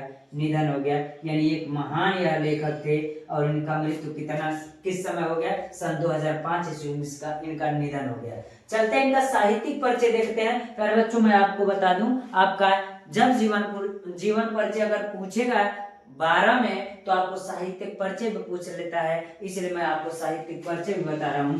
कह रहा है हिंदी के विकास और प्रगति में प्रोफेसर जी सुंदर रेड्डी जी का सराहनीय योगदान है। हिंदी के विकास और प्रगति में प्रोफेसर जी सुंदर रेड्डी का सराहनीय योगदान है। हिंदी के जाने माने लेखक के रूप में प्रोफेसर जी सुंदर रेड्डी ने अनेक ग्रंथों की रचना की। जाने माने लेखक, हिंदी में अनेक ग्रंथों की रचना की। हिंदी भाषा पर अपने अधिकार का परिणाम दिया। यानी कहने का मतलब हिंदी भाषा पर अपने अधिकार का परिणाम दिया। उन्होंने हिंदी भाषा के लिए कार्य किया। इन्होंने हिंदी भाषाओं के लिए तमिल, तेलुगु, कन्नड़ और मलयालम साहित्य की रचना की। यानी इन्होंने किसका किया? तमिल, तेलुगु, कन्नड़ और मलयालम भाषाओं की रचना की। तो इनकी रचनाएं भी लिखने के लिए आता है प्यारे बच्चों, तो रचनाएं जरूर लिखिएगा। रचनाओं पे अलग से नंबर मिलता है, इसमें अलग अलग नंबर बटा हुआ है तो रचनाओं पर भी नंबर मिलता है। तो कह रहा है इनकी रचनाएं है साहित्य और समाज और मेरे विचार, शेष और बोध, सोच और बोध, भाषा और आधुनिकता की और भी रचनाएं हैं। लेकिन इतना महत्वपूर्ण है जो हमने आपको बता दिया है। प्यारे बच्चों इतना जो है आपका प्रोफेसर जी सुंदर रेड्डी का जीवन परिचय है। आप इसको देख लीजिएगा, आपको याद करने में कोई दिक्कत नहीं है। आप पूरा वीडियो देखेंगे, एक बार जो हमने बोला वो आप देखेंगे तो एक ही बार में याद हो जाएगा। फिर आज के लिए इतना रहने देते हैं प्यारे बच्चों, धन्यवाद। प्यारे बच्चों आज हम आपको कक्षा 12 हिंदी का मैथिली शरण गुप्त का जीवन परिचय बताएंगे। जो यह मैथिली शरण गुप्त का जीवन परिचय है वो बोर्ड पेपर के लिए आपके लिए बहुत महत्वपूर्ण है, इसलिए यह वीडियो आपके लिए बहुत महत्वपूर्ण होने वाला है। इसलिए इस वीडियो को ध्यान पूर्वक पढ़िएगा। और मैं पहले ही बता चुका, फिर से बता दे रहा हूं कि यह क्वेश्चन नंबर यानी प्रश्न नंबर 5 का क और ख यानी ख वाला भाव होगा जो पद्य वाला भाव होगा और 3 नाम दिया होगा और उन तीनों नामों में से एक नाम मैथिली शरण गुप्त का छपा होगा। प्यारे बच्चों तो देखिएगा इस प्रकार का जीवन परिचय लिखा कैसे जाएगा, इस चीज को हम देखेंगे। और ये गद्य वाला तो पिछला वीडियो आप देख सकते हैं, गद्य वाला जीवन परिचय हमने पहले ही दे रखा है। तो आइए प्यारे बच्चों आज स्टार्ट करते हैं और मैथिली शरण गुप्त का जीवन परिचय को हम देखते हैं। और इस वीडियो के देखने के बाद आपको थोड़ा भी समस्या नहीं होगा। और सबसे पहले कोई भी बच्चा बोर्ड पेपर में पेपर देने के लिए जब जाता है तो सबसे पहले उसकी समस्या यही आता है कि जीवन परिचय कैसे लिखे। तो किसी बच्चे को जीवन परिचय याद रहता है तो किसी का जन्म भूल जाता है, तो किसी के माता पिता का नाम भूल जाता है, तो किसी की मृत्यु भूल जाती है, तो किसी को रचनाएं भूल जाती है। तो वह सब चीजें आज मैं क्लियर कर दूंगा, आपको कोई समस्या नहीं होगा। एक बार वीडियो को पूरा देखेंगे तो आपको पूरा वीडियो समझ में आ जाएगा, यानी पूरा जीवन परिचय तैयार हो जाएगा। आपको बहुत ज्यादा मेहनत करने की जरूरत नहीं पड़ेगी। चलते हैं। तो हमने पहले भी बता रखा है कि इनका संक्षिप्त परिचय लिखा जाता है। तो संक्षिप्त परिचय में सबसे पहले नाम लिखा जाता है। तो नाम किसका लिखा जाता है प्यारे बच्चों? तो जिसका जीवन परिचय या साहित्यिक परिचय हम क्या कर रहे हैं, लिख रहे हैं, तो उन्हीं का लिखा जाता है। तो किसका लिख रहे हैं? तो हम कहेंगे मैथिली शरण गुप्त। तो मैथिली शरण गुप्त का हम जीवन परिचय क्या कर रहे हैं, लिख रहे हैं। तो नाम उनका हो गया। जन्म स्थान, तो जन्म स्थान कहेंगे चीर गांव में हुआ था। कहाँ हुआ था? चीरगांव। तो चीरगांव कहाँ पड़ता है? तो ये चीरगांव आपका झांसी में पड़ता है। तो झांसी में चीरगांव पड़ता, तो वहां पर ये क्या हुआ था, यानी झांसी में इनके चीरगांव में जन्म हुआ था। इनके पिताजी का क्या नाम था? सेठ रामचरण गुप्त इनके पिताजी का नाम था। सेठ रामचरण गुप्त इनके पिताजी का नाम था। और इनके माताजी का नाम क्या था? काशीबाई था।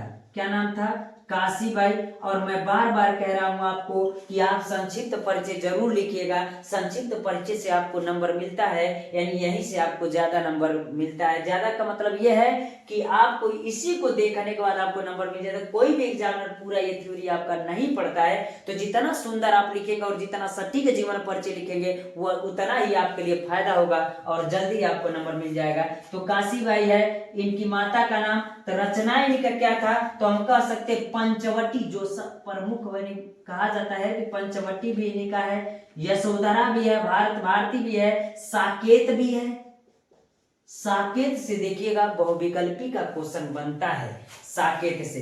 तो इन साकेत किसने लिखा है? तो साकेत मैथिली शरण गुप्त पंचवटी भी इन्होंने लिखा है। और कहेंगे मृत्यु इनकी कब हुई थी? तो सन 1964 ईस्वी में इनकी मृत्यु हुई थी। यानी इस प्रकार हम कह सकते हैं मैथिली शरण गुप्त और उनका जन्म कहाँ हुआ था? तो कहेंगे चीरगांव में।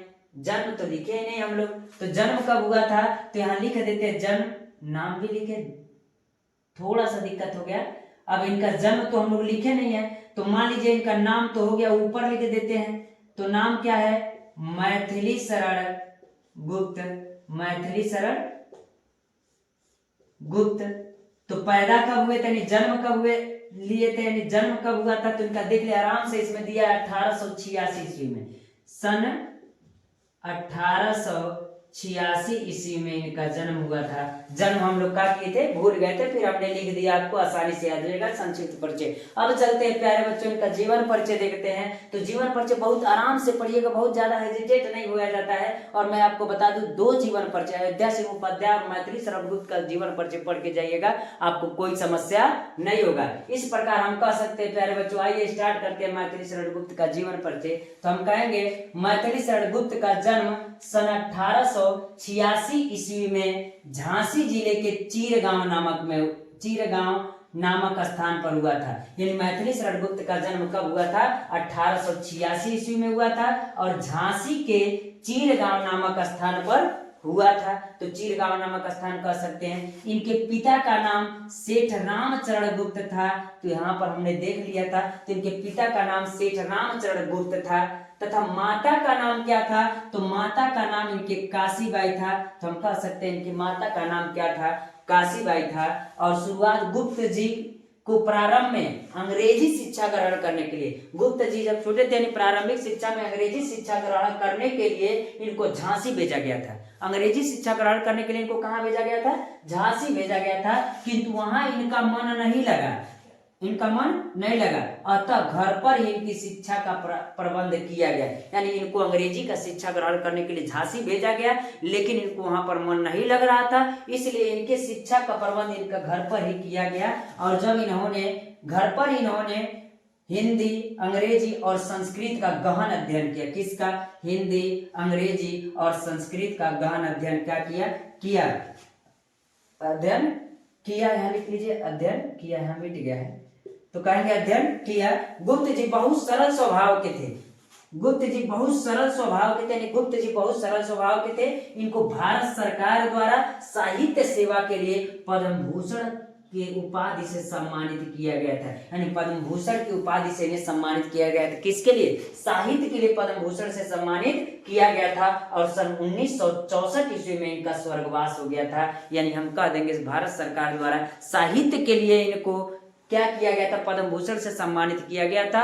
और सन 1964 ईस्वी में मैथिली शरण गुप्त का क्या हो गया था? स्वर्गवास हो गया था। तो किस सन में? 1964 ईस्वी में। अगला कर साहित्यिक परिचय जरा देखते हैं प्यारे बच्चों।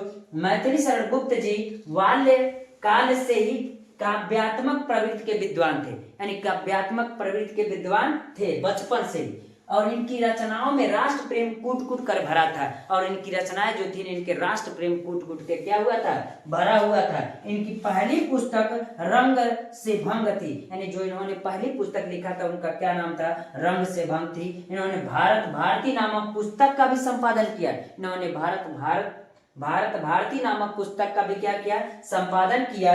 और इन्होंने खड़ी बोली के विकास में बहुत अपना बड़ा योगदान दिया था। और जब खड़ी बोली का जब विकास हुआ तो उस स्थिति में इन्होंने अपना बहुत बड़ा योगदान दिया था। इस प्रकार इनका साहित्यिक परिचय और जीवन परिचय संपूर्ण होता है। प्यारे बच्चों, एक बार और इस वीडियो को आप देखेंगे तो आपको आसानी से समझ में आ जाएगा। आइए प्यारे बच्चों, इनकी रचनाओं को देखते हैं। रचनाएं भी लिखने के लिए आता है तो इनकी रचनाएं भी आराम से पढ़ लेते हैं। तो इनकी रचनाएं क्या है, साकेत है, भारत भारती है, यशोधरा है और पंचवटी और आदि इनकी रचना है। इस प्रकार हम कह सकते हैं साकेत, भारत भारती, यशोधरा, पंचवटी आदि इनकी रचना है। प्यारे बच्चों, इतना याद रखिएगा, इतना अगर जीवन परिचय आप पढ़ लेंगे तो आपको कोई समस्या नहीं होगा। और बोर्ड पेपर में जो सबसे ज्यादा अगर समस्या किसी को आता है जीवन परिचय को लेकर के, तो आज के बाद आपको कोई समस्या नहीं होगा। इस वीडियो को एक बार देखेंगे और जो तरीका और ट्रिक हमने बताया है इसको आप तैयार करेंगे तो आपका आसानी से बोर्ड पेपर में यह जीवन परिचय हो जाएगा। और हम बार बार कह रहे हैं, मैथिली शरण गुप्त का जीवन परिचय आपका बोर्ड पेपर में छपा होगा प्यारे बच्चों, इसलिए इनके जीवन परिचय को देख लीजिएगा। प्यारे बच्चों, आज के लिए इतना रहने देते हैं, धन्यवाद। प्यारे बच्चों, आज हम आपको कक्षा 12 हिंदी के पद्य का अयोध्या सिंह उपाध्याय का साहित्यिक परिचय और जीवन परिचय आपको क्या करेंगे, बताएंगे। और मैंने इससे पहले भी वीडियो दे रखा है आपको और उसमें हमने बताया है कि यह क्वेश्चन नंबर 5 का, किसका, क्वेश्चन नंबर यानी प्रश्न नंबर 5 का ये क्वेश्चन होगा। और 5 में 2 पार्ट होगा, एक क होगा और दूसरा क्या होगा, ख होगा। और यह जो क वाला होता है वो क्या होता है, गद्य होता है, और जो ख वाला होता है वो पद्य होता है।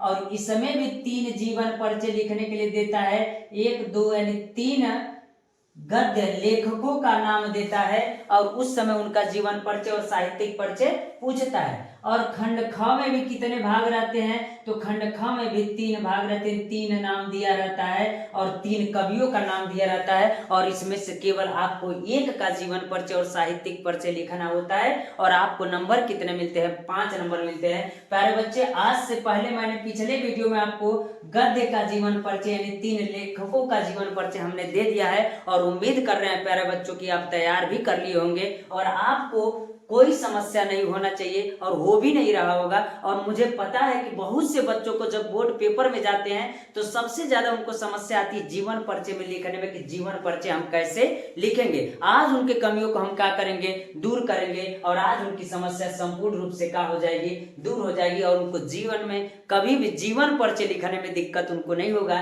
यानी वो जीवन परिचय आसानी से लिख ले जाएंगे। और जीवन परिचय लिखने का कुछ संक्षिप्त परिचय यानी कुछ ट्रिक होता है जिसको अगर बच्चे याद कर लेंगे तो उनको जीवन परिचय लिखने में कोई समस्या नहीं होगी। आइए प्यारे बच्चों, आज हम उनका देखते हैं किसका, अयोध्या सिंह उपाध्याय यानी हरिऔध जी का जीवन परिचय हम क्या करेंगे, देखेंगे। और इनका जीवन परिचय देखने के बाद हम अगला भी जीवन परिचय देखेंगे, लेकिन अभी इसको देखते हैं। और सबसे पहले हम आपको बता दें ये पद्य लेखक है। अब पद्य लेखक है तो इन्होंने अगर लिखा है तो किस प्रकार लिखा है, तो सबसे पहले संक्षिप्त परिचय में लिखा क्या जाता है, तो हम बताएं संक्षिप्त परिचय में नाम लिखा जाता है। और नाम किसका लिखा जाता है प्यारे बच्चों, तो नाम उसका लिखा जाता है जिसका जीवन परिचय हमको लिखना है। तो आइए प्यारे बच्चों लिखते हैं। तो लेखक यानी कवि का नाम क्या है, अयोध्या सिंह उपाध्याय। तो इसमें लिखेंगे क्या, अयोध्या सिंह उपाध्याय।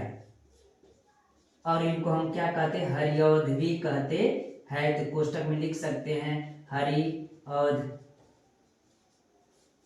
अगला कार्य जन्म स्थान। तो इनका जन्म कहाँ हुआ था, तो जन्म स्थान हुआ था निजामाबाद में। कहाँ हुआ था, निजामाबाद।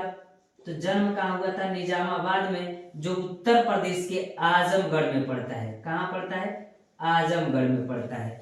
पिता का क्या नाम था, तो इनके पिता का नाम भोला सिंह उपाध्याय था। क्या नाम था, भोला सिंह उपाध्याय था। तो पिता का नाम भोला सिंह उपाध्याय।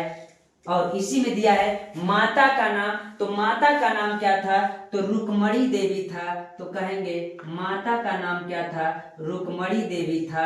यानी ये साहित्यिक परिचय जो होता है आपको बहुत काम करता है, और बोर्ड पेपर में जो एग्जामिनर काफी चेक करता है तो पूरा जीवन परिचय आपका नहीं पढ़ता, वो साहित्यिक परिचय ही क्या करता है, पढ़ता है, और आपको पूरा नंबर इसी पर बेस करके क्या कर देता है, दे देता है। तो आज के बाद आपका समस्या दूर हो जाएगा। और इनकी रचनाएं क्या थी, तो कहेंगे इनकी रचनाएं प्रिय प्रवास था, और बहुत रचनाएं थी।